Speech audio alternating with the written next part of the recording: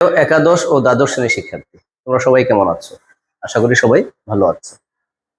তোমাদের রসায়ন অনেকেই মনে করো খুবই ডিফিকাল্ট একটা বিষয়, মনে হয় এর মধ্যে কোনো রস নেই, কিন্তু আসলে যদি রস লাগাইয়া পড়া যায় তাহলে এটার মতো মজা আর কোনো বিষয় নেই। আজকে রাসায়নিক পরিবর্তনের একটি টপিক, যেটা খুবই ইম্পর্টেন্ট টপিক, যেটা ছাত্রছাত্রীরা মনে করে খুব ডিফিকাল্ট, আমি বলি এটা খুব ইজি। সেই টপিকটা কি নাম? মোস্ট পপুলার টপিক, বাফার দ্রবণ।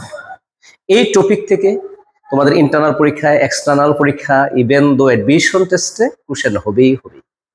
তাই আদ্যপান্ত বাফার দ্রবণ সম্পর্কে আজকে আমরা আলোচনা করতে চাই এবং একটা সিকিউ সলভ করতে চাই। এই সিকিউ সলভের মাধ্যমে আমরা এ টু জেড অম্লীয় বাফার দ্রবণের আদ্যপান্ত শিখতে চাই। দেখো, একটি উদ্দীপক দেওয়া আছে, এখানে একটা আছে দুর্বল অ্যাসিড নাম ইথানোয়িক অ্যাসিড, একটি তীব্র ক্ষার sodium hydroxide caustic soda.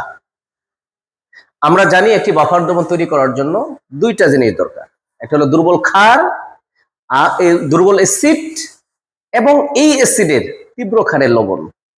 For example, যদি আমরা এই CH3COOH আর NaOH বিক্রিয়া করাই তাহলে CH3COONa প্লাস পানি তৈরি হবে, অর্থাৎ এটা একটা অ্যাসিড এবং ক্ষার বিক্রিয়া, লবণ ও পানি অর্থাৎ প্রশমন বিক্রিয়া। তাহলে তোমার বাফার দ্রবণ হইতে হইলে একটা দুর্বল অ্যাসিড লাগে, এটা একটা দুর্বল অ্যাসিড, জৈব অ্যাসিড, আর এই অ্যাসিডেরই লবণ লাগে, অর্থাৎ এই 1 এবং 2 যুক্ত হয়ে একটি অম্লীয় বাফার দ্রবণ তৈরি করে। এখন দেখো, আমার এটা আয়তন দেওয়া আছে, কনসেন্ট্রেশন দেওয়া আছে, এই ক্ষারেরও আয়তন দেওয়া আছে, কনসেন্ট্রেশন দেওয়া আছে, অর্থাৎ দুইটা পাত্র দেওয়া আছে এ আর বি। তোমার ফার্স্ট টার্গেট নিতে হবে যে এটি আসলে বাফার দ্রবণ কি না, অঙ্ক করে। যদি বাফার দ্রবণই না হয় তাহলে তো আমি আর ক্রিয়া কৌশল পড়ার কোনো দরকার নাই, দুইভাবে কোশ্চেনটা আসে, যেটা বাফার দ্রবণ কিনা। যদি বাফার দ্রবণ হয় তাহলে ক্রিয়া কৌশল বর্ণনা করো, আর যদি বাফার দ্রবণ না হয় তাহলে তো আমি ক্রিয়া কৌশল বর্ণনা করব না। এখন কথা হলো বাফার দ্রবণ কি? বাফার দ্রবণ হলো এমন একটি দ্রবণ যে দ্রবণে বাহির থেকে সামান্য পরিমাণে তীব্র অ্যাসিড অথবা তীব্র ক্ষার যুক্ত করলে সেই দ্রবণের পিএইচ এর মানে কোনো পরিবর্তন হবে না, কিন্তু যদি বেশি পরিমাণে দেও তাহলে কিন্তু পিএইচ এর মানে পরিবর্তন হবে। তাহলে সংক্ষেপে কি বলা যায়? বাফার দ্রবণ এমন একটি দ্রবণ যে দ্রবণে সামান্য পরিমাণে অ্যাসিড অথবা ক্ষার যুক্ত করলে সেই দ্রবণের পিএইচ এর মানের কোনো পরিবর্তন হবে না। এই বাফার দ্রবণ দুই প্রকার, একটা হলো অম্লীয় বাফার দ্রবণ আর একটা হলো ক্ষারীয় বাফার দ্রবণ। আজকে আমরা এই টপিকে শুধু অম্লীয় বাফার দ্রবণের আদ্যপান্ত পড়তে চাই, আর এটা আয়ত্ত করতে পারলে ক্ষারীয় বাফার দ্রবণ এমনি হয়ে যাবে। তাহলে দেখো, আমার এখানে ঘনমাত্রা 0.1, এখানেও ঘনমাত্রা 0.1 দেওয়া আছে, কিন্তু যদি এটা ডিফারেন্ট ঘনমাত্রা দেওয়া থাকে তাহলে কিন্তু এক জাতীয় ঘনমাত্রা নিয়ে তারপর অঙ্কটা করতে হবে। এক জাতীয় ঘনমাত্রা নেওয়ার উপায় কি একটু খেয়াল করে দেখো। এনে আছে দেখো 16 মিলিলিটার 0.1 মোলার CH3COOH, এখানে তিনটা টান দিবা সমতুল্য।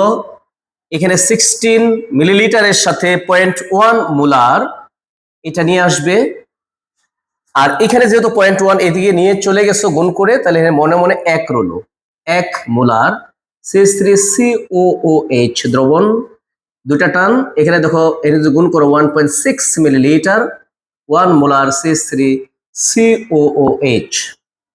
একইভাবে 9 মিলিলিটার 0.1 মোলার কস্টিক সোডা, তিনটা টান, 9 ইন্টু 0.1 মোলার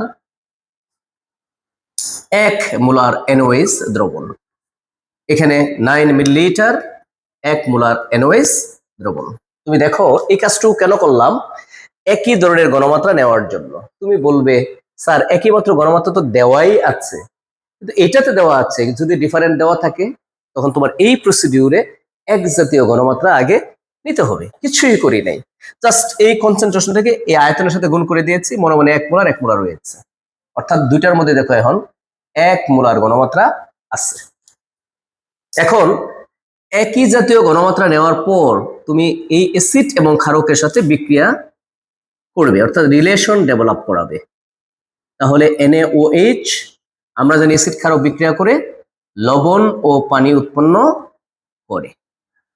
নিয়ম হলো এই অ্যাসিড এবং ক্ষারকের মধ্যে যেটা কম তার নিচে লিখতে হবে। দেখো এখানে কত 1.6 মিলিলিটার, এটা হবে 0.9।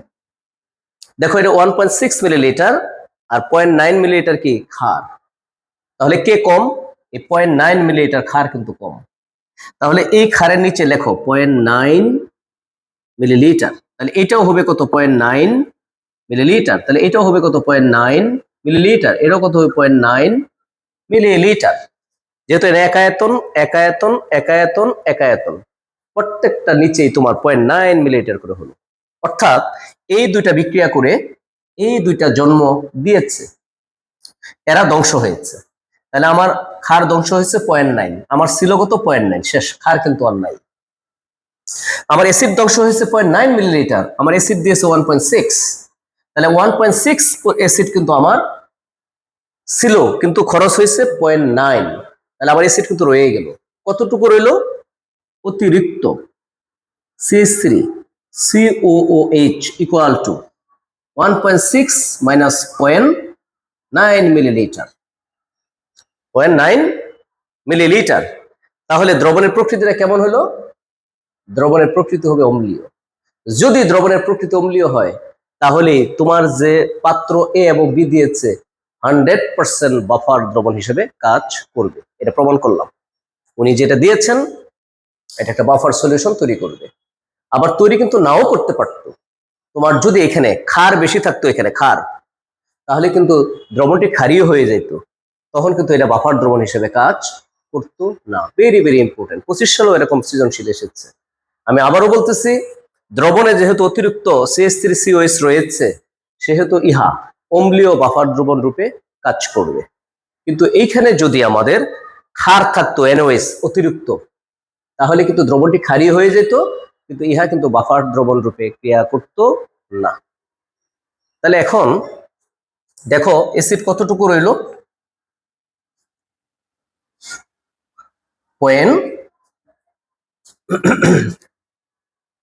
1.6 থেকে, অর্থাৎ 0.9 তুমি বিয়োগ দিবা, বিয়োগ দেওয়ার পরে যেটা থাকবে সেটা রইল। ওকে, এখন দেখো এটা আমি মুছে দিই একটু, যেহেতু জায়গা নেই। ক্রিয়া কৌশল, কিভাবে এই বাফার সলিউশনটা পিএস এর মানকে নিয়ন্ত্রণ করে সেটা আমরা এখন দেখব। তুমি জানো, একটু আগে বলেছি CH3COOH এটা একটা অ্যাসিড, আর এটার একটা লবণ হলো CH3COONA। এই দুইটা মিলিয়ে কিন্তু অম্লীয় বাফার দ্রবণ তৈরি করে। যেহেতু এটা দুর্বল, সে আংশিক বিয়োজিত হয়, সেহেতু উভমুখী চিহ্ন ব্যবহার করবে, CH3COO- আর হলো H+। এটা একটা তীব্র ক্ষারের লবণ, 100% বিয়োজিত হবে, সেহেতু এটা হবে CH3COO- আর Na+। তাই আমরা একমুখী ব্যবহার করেছি, কারণ এটা শতভাগ বিয়োজিত হবে, আর এটা 4 থেকে 5% অনলি বিয়োজিত হবে। তাহলে এখন এই বাফার সলিউশনে তোমার কি কি আয়ন আছে দেখো, CH3COO-, H+, Na+, CH3COO-। এখন তুমি বাহির থেকে সামান্য পরিমাণে অ্যাসিড HCl তথা H+ যুক্ত করতেছো। এই প্লাসে এই যে আয়নগুলো আছে দ্রবণে, এই প্লাসে কিন্তু মাইনাসকে ধরবে, অর্থাৎ H+ মাইনাসকে ধরবে, এটাকে অথবা এটাকে, কিন্তু এটাকে কিন্তু ধরবে না, কারণ এটা 4% বিয়োজিত হয়েছে মাত্র, আর এটা শতভাগ, অর্থাৎ এখানে যদি 4টি উৎপন্ন হয়, এটা এর 100টি উৎপন্ন হয়েছে, তাহলে এইখানে কিন্তু CH3COO- এর কনসেন্ট্রেশনটা অনেক বেশি। এটাই কিন্তু ছাত্ররা ভুল করে, অর্থাৎ H+টাকে ধরবে এই আয়নটা H+, CH3COOH। অর্থাৎ যখনই তুমি অ্যাসিড দিলা তখনই কিন্তু অ্যানায়নটা এটাকে ধরে CH3COH উৎপন্ন হয়ে গেল, অর্থাৎ প্রশমিত করে দিল, ফলে পিএস এর মানকে পরিবর্তন করতে পারলো না H+। এখন যদি বাহির থেকে তুমি সামান্য পরিমাণে ক্ষার OH- দাও, এই OH- কিন্তু এই প্লাসকে ধরবে, তবে Na প্লাসকে ধরবে না। কারণ Na প্লাসকে ধরলে আমি তো NaOH থেকেই এই OH মাইনাসটা এনেছি, তাহলে তুমি যদি Na প্লাসকে ধরাও OH মাইনাসকে, তাহলে তো আবার NaOH উৎপন্ন হয়ে গেল। তাই এটাকে না ধরে ধরবে কাকে? এইটাকে, OH মাইনাস সমান সমান কি হলো? পানি হয়ে গেল। ফলে পিএস এর মানের কি কিন্তু পরিবর্তন হলো না। এখন কথা হলো, তোমার তো এটা মাত্র 4টি উৎপন্ন হয়েছিল, এটাও তোমার 4টি উৎপন্ন হয়েছে, তাহলে OH এর সাথে H প্লাস বিক্রিয়া করে অনেকগুলো H প্লাস তো নষ্ট হয়ে গেল, ফলে H প্লাস এর ঘনমাত্রা তো কমে গেল, তাহলে তো পিএস এর মান চেঞ্জ হয়ে যাবে। কিন্তু বাফার দ্রবণ, পিএস এর মান তো চেঞ্জ করা যাবে না। এই জন্য উৎপন্ন CH3COH আবার ভেঙে তোমার H প্লাস কে দিয়ে দেয়, CH3COO minus plus H plus, অর্থাৎ যতটুকু ঘাটতি হয়েছিল ততটুকু আবার H প্লাস আমরা এই দ্রবণে পেয়ে গেলাম। ফলে পিএস এর মানে কোনো পরিবর্তন হলো না। তবে তোমার মনে প্রশ্ন জাগতে পারে, স্যার এই CH3COOH মাইনাসও তো লস হয়েছে, ঘনমাত্রা কমে গেছে, কিন্তু তুমি দেখো এটা 100টি উৎপন্ন হয়েছিল, 100টার মধ্যে কিছু পরিমাণ কমে গেলেও আমার ঘনমাত্রা কিন্তু কোনো পরিবর্তন হবে না। কিন্তু এখানে উৎপন্ন হয়েছিল মাত্র ভেঙে 4টি, 4টির মধ্যে যদি 2টি 3টি ধ্বংস হয়ে থাকে, তাহলে তো H প্লাসের পরিমাণটা কমে যাবে না। এই জন্য এটা বিভাজিত হয়ে H প্লাসকে আবার দিয়ে দিয়েছে। এভাবে অম্লীয় বাফার দ্রবণ কাজ করে, ক্রিয়া করে। আর এই যে বাফার দ্রবণটা পিএস এর মানকে স্থির রাখলো যে প্রক্রিয়ায়, একে বলা হয় বাফার ক্রিয়া। অনেকবার আসছে বাফার দ্রবণ কি, বাফার ক্রিয়া কি, বাফার ক্রিয়া কিভাবে পিএস এর মানকে নিয়ন্ত্রণ করে সেই প্রক্রিয়া আমরা পড়লাম। আবার কখনো কখনো তোমার এইভাবে দিয়ে দেয়, দিয়ে দেওয়ার পরে বলে এ এবং বি একত্রে মিশালে যে বাফার দ্রবণ তৈরি হয় তার ক্রিয়া কৌশল গাণিতিকভাবে বিশ্লেষণ করো।